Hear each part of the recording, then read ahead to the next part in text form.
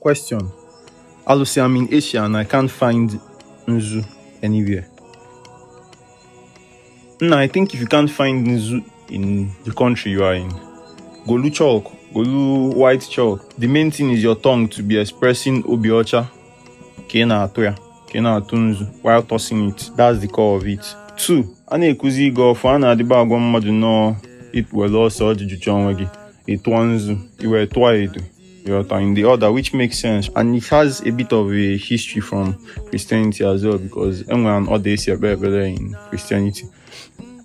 Etwanzu, you were twaedu before you met car, before you watch, you were twankwoko, that kind of thing. But there should also be the understanding that it can be in different order than that, because enwere ego kata mmụọ ichetakwa mmụọ icho iji edogwu okwu iwelukwa edo iwe na-express kwa nwekwa ike ichetakwa nke icho iji nzugwu okwu iwelukwa nzu na-emekwa.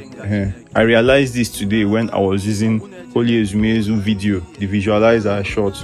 I was using it to do my golf, and this idea came to me that ego kata nka nwekwa ike iwelu nke ọzọ nwekwa ike inokata ifo the crocodile dị in the video isi ihe eri ọba onwere ka ọ bụrụ mmiri ike ịchọ ịgwabụ okwu, onwere ka ọ bụrụ na ịbụ onye agụrụ enwere ike iwelukwa nzu ma ọ bụ edo kwabakwu ya okwu. So onwere a particular order. Number 3, am I the only one who frowns on being cursed playfully? Am I the only one who sees a problem with calling your bodies negative names playfully? I impress you and what you think to call me is bastard. Or we are playing and you go on more, you are a foolish idiot. Igbo is going yoshi. Feels like debauchery to me, overindulgence. Every opportunity, more than half every opportunity here, as an opportunity to uplift, to increase the energy of Ndegi Nafai. Igbanyefa ezigbo ọkụ, kunyefe ezigbo ọkụ. Inwe ike igwa m na this shit is mind blowing. Idigo dey ezigbo awesome, and that will add to my fuel.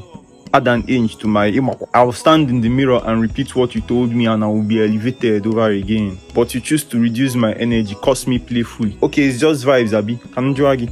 Or ilikata ezigbo nni, ilikata healthy food. Ijengucha Lord Belle poison. Inemie. Nseke na ako. Be intentional about the energy you shoot me. Shoot me only good energies, guy. Akuna monse. Let the relationship be boring. Akuna monse fam. Holy Ezumezu video helps in your ego for. Try it and see. Dal.